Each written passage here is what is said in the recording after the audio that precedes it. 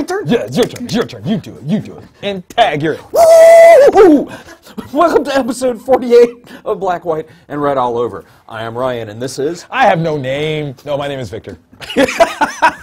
He wasn't ready. I was not prepared for that one. It's my turn. That's right. Sorry. That's right.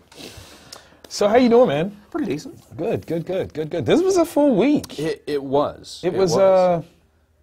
We reviewed all three the same. Right. But then we switched up a little. yeah, my stack's Image, but there's a little bit of... Right. I see that. I like. Okay, so we did tackle all three of the same here? Yeah. Okay. What do you want to tackle first in terms of the talkie? We can start off with Rasputin. Okay. Because it's one I have the least to say about it. Okay. That's fair. Yeah. Had you been following this one? Mm-hmm. I had not. It's his story, kind of. It does seem interesting. Yeah. I have to admit the artwork was fun for me as one who, don't hit me, has not been the most confident in my artwork. I liked it because it was such a. It was something that I felt that I could competently do. Yeah. And tell stories in a very interesting sort of way. So I liked it. It was kind of inspiring to me. Yeah. Story-wise, though, it was. If you're not familiar with the story of Rasputin, right, then you fail history. Yeah. Number one. Yeah. Like, read more than comics, please. The fall of Tsarist Russia with possibly the chance for some kind of democracy that can move forward in troubling times, and instead you guys went with... When you could have gone right, you definitely went left. Yeah. Good job. But whatever, that's political theory and all that stuff aside. I mean, overall, like, it's interesting. I probably should have read, like, the first 3 issues in order to see. No, it's all... That? Yeah, it's like what he did. It's like, it's his story, but with not even a twist. I mean, it's decent. I mean, yeah, he does tell the story. So if you didn't read it history-wise, there you go, comic books. Yeah. Get it. Ta-da! The next one that really was kind of like low on the totem pole for me was Uncanny Avengers. Yeah, it kind of was. Yeah. Like, for number 1, it's setting stage. Yeah. But it's requiring a whole hell of a lot of backstory, man. Like, when I've got a Wikipedia, you know? Yeah, like, what is Counterworld? Like, right, I'm like, wait, what is it? High evolutionary. Okay, now we got...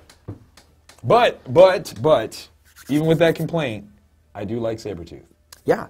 He was fun. Yeah, he's one of the things coming out of Axis that I really enjoy is him just like white knuckling through being a good guy. Because it's like him being like aware of what he was. Yeah. That's funny. Yeah, because he's completely self-aware of that. Yes, he is. He's like, oh my God, I normally would have gotten you by now, but I'm not gonna. At least let me use my words. Yeah. I like him. Yeah. This is a good Victor. I like this one. It's fun. It was, giving it a number 1.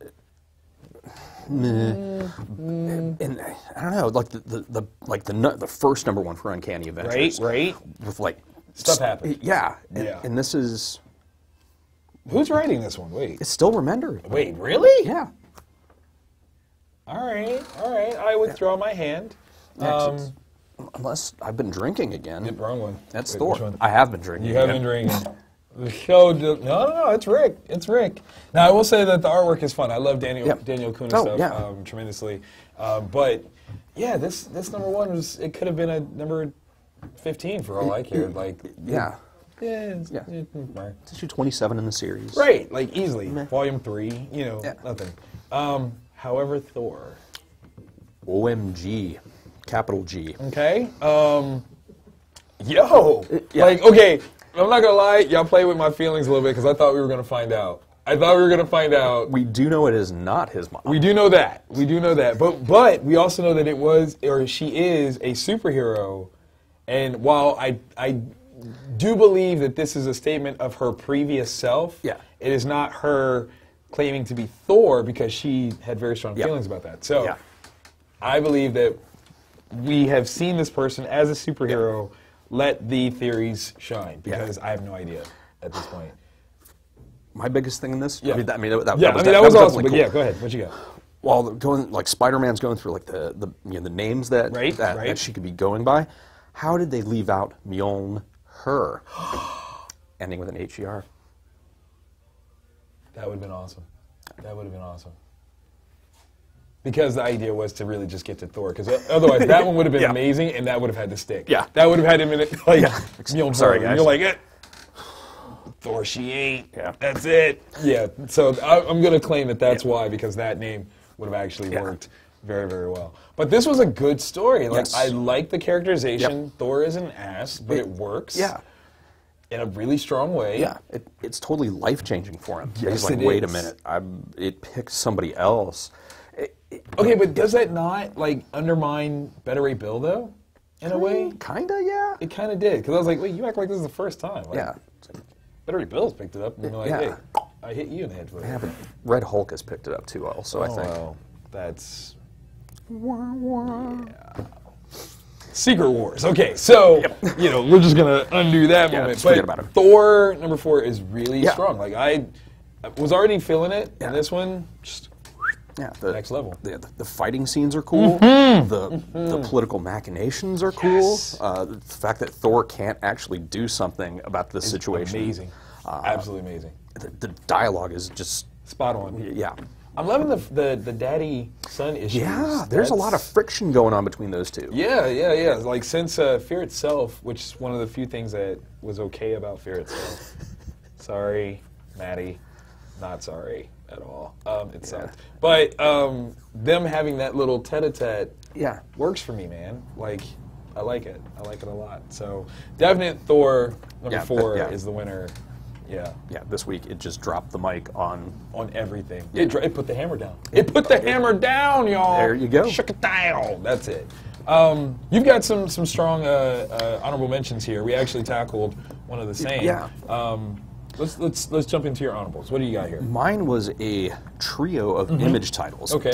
And all kind of science fiction-y, kind of, like, well, aside from this one, like 1960s style, grade B movies. Okay. Bitch Planet. #2.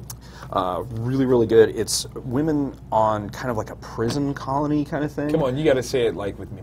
Women in cages. Like, come on, you got to. It kind of is, yeah. That's awesome. Yeah, there's like it's there, but there's also kind of this game that I don't want to use the word Hunger Games, but like there's some kind of game that is like attached to different people and groups, and they're trying to scam one of the prisoners who's in jail for a crime she didn't commit into running a team for him. Okay.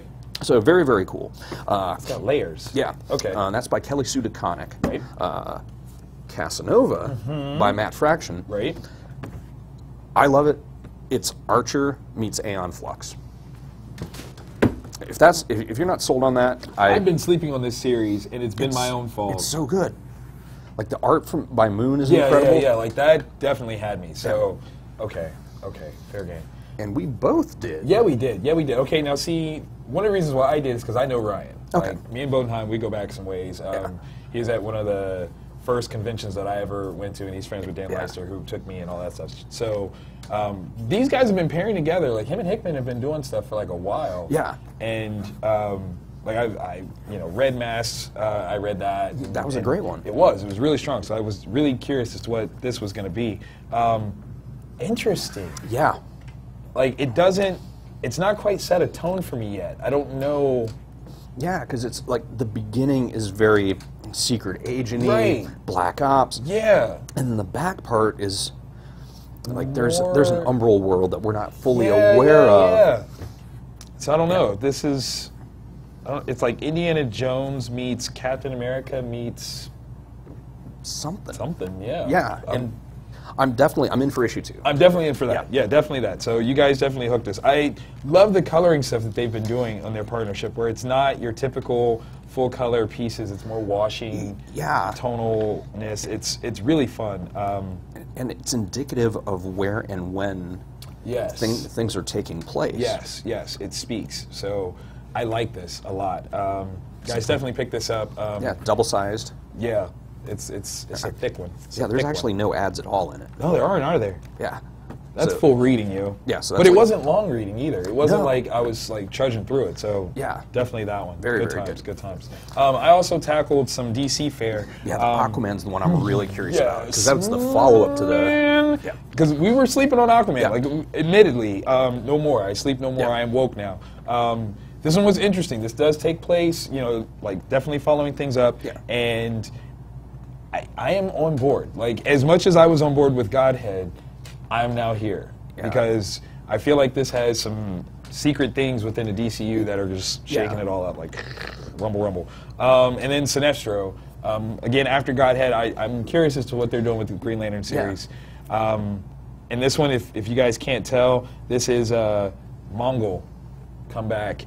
Him and Sinestro have some words because, Sinestro spanked that butt, and Mongol's trying to return some favors here. Mongol not happy. No. And I have to admit, like, this is, like, that level of stuff right there is kind of fun to see these two level of characters clash and how and why. Yeah. I like it. So definitely, like, strong stuff. Like, I can't say that anything was worth not reading. Yeah.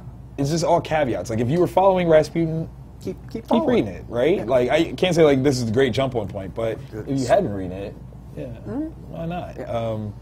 Maybe Uncanny Avengers?